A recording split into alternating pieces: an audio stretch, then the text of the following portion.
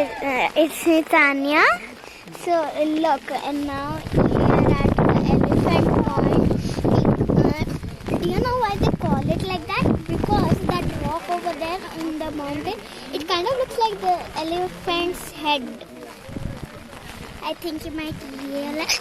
Is it? And it's raining cats and dogs, which means raining heavily.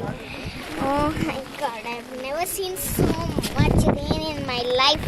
This is the most rainiest place I've visited. We have visited so many hill stations, but this is our first time visiting hill station in rainy season.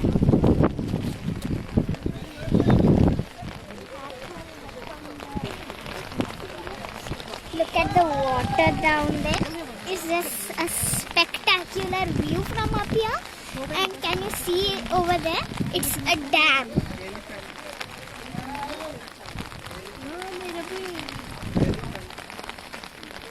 Hi, this is me Tanya. Please subscribe to my channel, like and share my videos. Thank you for watching. Bye.